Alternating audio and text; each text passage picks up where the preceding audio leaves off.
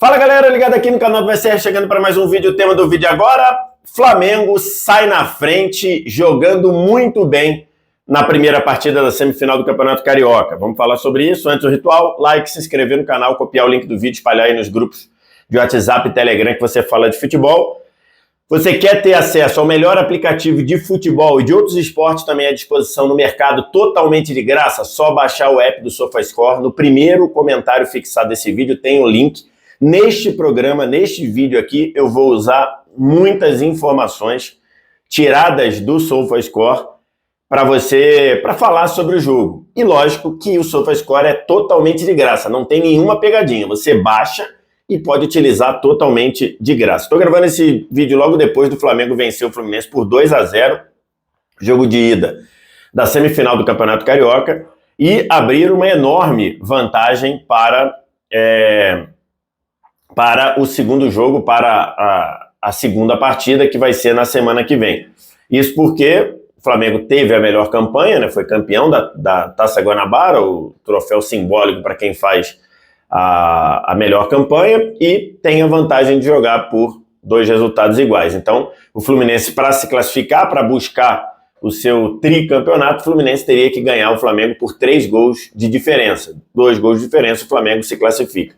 E na prática, o resultado ficou, acho que pouco ainda, diante da superioridade do Flamengo sobre o Fluminense. E superioridade no placar, 2-0, nos números, se a gente olhar as estatísticas, nas sensações de controle do jogo ao longo da partida, no posicionamento dos jogadores. Então, assim, foi uma partida, mais uma partida muito impressionante do time do Flamengo, que começou devagar lá atrás e o Tite começou a ser muito criticado depois da volta da excursão aos Estados Unidos, e ele dizendo, vai ser aos poucos, preciso de mais um tempo aqui, um tempo ali, a coisa vai engrenar, e agora funcionou bem demais. O Flamengo e o Fluminense se enfrentaram 3 rodadas atrás, ou 2 rodadas atrás, e o Flamengo também ganhou por 2-0, e ao contrário desse jogo, eu acho que o Flamengo teve na partida de hoje, na partida de agora, uma efetividade da sua marcação alta muito grande. E isso fez o Flamengo praticamente controlar todo o tempo do jogo, toda a partida, né? O Flamengo, logo em 15 minutos, já tinha tido 2 chances claras de gol. Depois, ainda continuou tendo outras oportunidades. Se você pegar aqui a estatística do primeiro tempo, que eu estou olhando aqui no SofaScore, o Flamengo teve, no primeiro tempo, 10 finalizações contra 1 do Fluminense, 4 finalizações no gol. 4 escanteios contra 2 pro Flamengo. 4 chances claras de gol, segundo os números do SofaScore, 1 pro Fluminense. Então, assim, chutes de dentro da área, o Flamengo 8, o Fluminense 1 no primeiro tempo. E o gol só foi sair nos acréscimos, depois de uma blitz. Ao longo do jogo, o Flamengo fez pelo menos 3 blitz, que são aquelas situações em que você tem a bola o tempo todo na intermediária adversária. O Flamengo fez isso pelo menos umas 3 vezes. Uma antes dos 10, depois uma ali depois do tempo técnico, e uma na reta final, quando sai o gol aos 47. Foi um momento ali que o Flamengo teve muito a bola na intermediária do Fluminense, o Fluminense sem conseguir diminuir, sem conseguir marcar, o meio-campo Ganso e Renato Augusto não funcionou, e assim o gol só foi sair graças a pelo menos 2 boas defesas do Fábio e uma falta de pontaria do Flamengo. O gol só foi sair aos 47, depois de uma dessas blitz, um cruzamento longo do Pulgar para achar o Cebolinha de cabeça no segundo pau, entrando ali entre o Arias e o Guga, né? Naquele espaço, o Cebolinha entrou, cabeceou, o Fábio ainda tentou defender e a bola entrou. 1-0. No segundo tempo, o Fluminense talvez tenha vivido o seu melhor momento no jogo, que foi depois da saída do Ganso. Logo no intervalo, o Diogo Barbosa saiu machucado, veio o Marcelo, que criou uma outra jogada. Aos 4 do segundo tempo, num lance muito ao mesmo tempo, mas não envolvendo os dois, se machucaram Ayrton Lucas pelo Flamengo e Ganso pelo Fluminense. E aí os dois foram substituídos, o Vinha entrou e entrou bem no lugar do Ayrton Lucas, e o Lima entrou no lugar do Ganso. Quando você tirou Ganso e tirou essa dupla Ganso e Renato Augusto, que não funcionou em termos de combatividade no primeiro tempo, e nem também na saída de bola, a gente vai lembrar, a saída de bola do Fluminense hoje não contou com o André, que estava suspenso. Então, a ausência do André, mais uma marcação alta efetiva do Flamengo, fizeram com que o Flamengo controlasse praticamente o primeiro tempo todo. Com a saída do Ganso, o Lima entrou muito bem no jogo, entrou compondo e fechando o lado direito ali do meio e ajudando a saída de bola. E aí o Fluminense passou a viver talvez o seu melhor momento no jogo. Então ali dos 5 do segundo tempo até os 18 do segundo tempo, então por ali por 13, 15 minutos arredondando, por 15 minutos, o Fluminense teve um bom momento no jogo, sem conseguir deixar o Flamengo passar praticamente do meio campo, e ali não teve nenhuma chance clara de gol, mas estava incomodando. Até que o Thiago Santos erra um passe no meio campo, ele tenta abrir a bola para o Guga pela direita, e ele dá um passe muito curto, o Cebolinha antecipa, rouba a bola e dá um tapa na frente, e aí o Thiago Santos só tinha duas coisas. Ou ele evitava a expulsão e deixava o Cebolinha entrar livre, aberto pela esquerda, podendo trazer para dentro, ou ele dava uma pegada no Cebolinha e ele deu uma pegada dura, deu aquela esticada de perna voadora ali.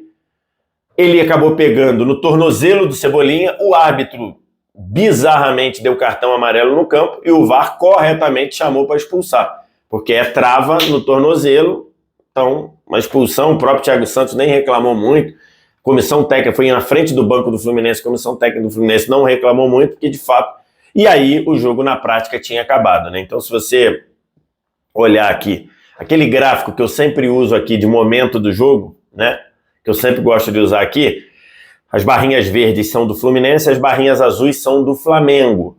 E quanto mais para baixo a barrinha, mais perto do gol adversário ou mais chance clara de gol o time teve.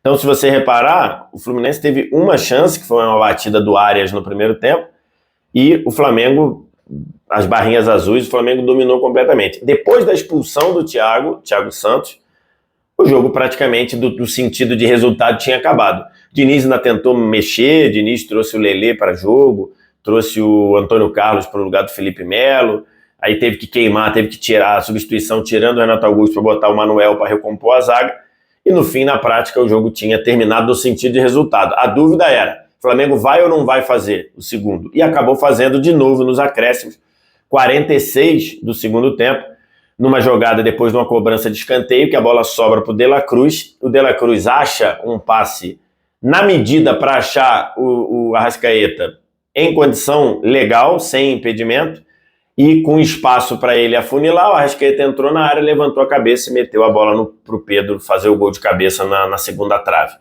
2-0, placar de fato para mim ficou barato. Tem algumas coisas a dizer. O nível de mobilização que o Tite está conseguindo botar nesse time chama muita atenção. Eu vi pelo menos em três oportunidades do Cebolinha sair da ponta esquerda para vir roubar a bola de elemento surpresa. O Arrascaeta fez isso também já na reta final do jogo. Ele voltou marcando para roubar uma bola no grande círculo. Uma capacidade de mobilização, de ocupação de espaço muito bem feita do Flamengo e coordenada entre a linha de defesa subir, entre o Pulgar ficar mais plantado e fazendo as coberturas, saindo para caçar no momento certo.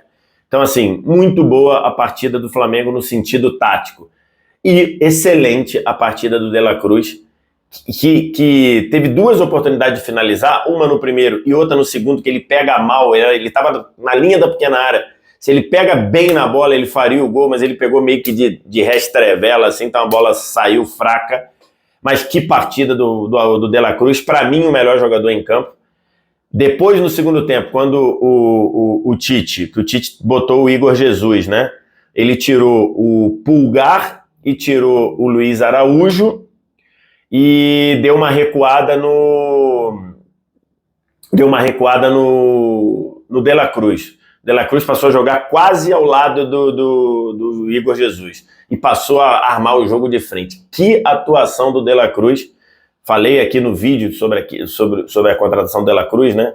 Assim, é um jogador que conserta o time, é um jogador que equilibra o esquema e faz o que o time precisar. Se você precisar que ele trabalhe um pouco mais atrás, ele faz na distribuição. Se você precisar que ele acelere pela ponta, ele faz. Se você precisar que ele seja um armador, como ele jogou um pouco mais avançado no primeiro tempo, ele faz. Que atuação! Mais uma vitória do Flamengo, mais uma vitória sem sofrer gols.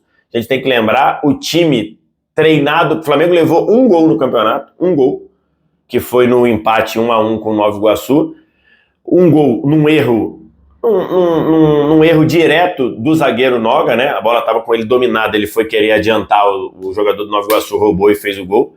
E esse jogo foi com um time sub-20, foi com um time de jovens do Flamengo, porque não era o time profissional que estava lá nos Estados Unidos. Com o comando do Tite, com o time profissional, o Flamengo não levou gol no Campeonato Carioca, não levou gol em jogos oficiais. E abre uma vantagem muito grande. Falando sobre o Flu, acho que o Flu sentiu demais a ausência do a ausência do André na saída de bola. O Fluminense não conseguiu fazer a saída de bola praticamente em momento nenhum. E do ponto de vista de dinâmica do meio-campo, Renato Augusto e Ganso deixaram muito a desejar nas batalhas do meio-campo. Ainda está claro que alguns jogadores ainda estão muito aquém do ano passado, e que talvez seja natural pelas férias atrasadas, né, pela volta das férias depois, mas o Cano caindo de produção, o próprio Ganso abaixo, o Keno abaixo. Em alguns momentos deu até uma certa pena do Arias, que era ele tentando e quase ninguém para acompanhar. Era o Arias tentando, saindo, voltando para buscar a bola, se pedindo e se colocando para a tabela, tentando arrancar, e aí 2-3 do Flamengo fechando. Então, assim, um Fluminense que ainda está sentindo muito. É isso. Semana que vem tem o jogo da volta. Flamengo podendo perder por 2 de diferença. Fluminense tendo que fazer 3-0, né? 3 gols de diferença para se classificar. Quero te ouvir. O que você tem a dizer? Diz aqui embaixo. Queria só pontuar aqui. Essas duas imagens aqui. Ué, cadê? Aqui. Só para vocês verem como o Flamengo marcou alto. Essa imagem que eu estou deixando aqui é o posicionamento médio dos jogadores do Flamengo, e o Flamengo está atacando para cima, no sentido de cima. Então, olha o posicionamento médio dos jogadores do Flamengo. O posicionamento médio dos jogadores do Flamengo é aquela linha lá do 7, Luiz Araújo, 14, Arrascaeta, 9, Pedro e 11, Cebolinha. Os 4 quase na intermediária do Fluminense, quase na altura da meia-lua. Você vê como o time do Flamengo marcou em cima, como ele foi efetivo, e por isso mereceu a vitória e poderia ter sido por mais, como eu botei na thumb. Quero te ouvir o que você tem a dizer. Deixa o like, se inscreve, sininho das notificações, copia o link do vídeo, espalha aí nos grupos de WhatsApp, Telegram que você fala de futebol. E usei várias coisas nesse vídeo aqui do SofaScore. Se você quer ter acesso ao melhor aplicativo de futebol à disposição no mercado, totalmente de graça, o link que está no primeiro comentário desse vídeo. Obrigado demais pela audiência, valeu, tchau!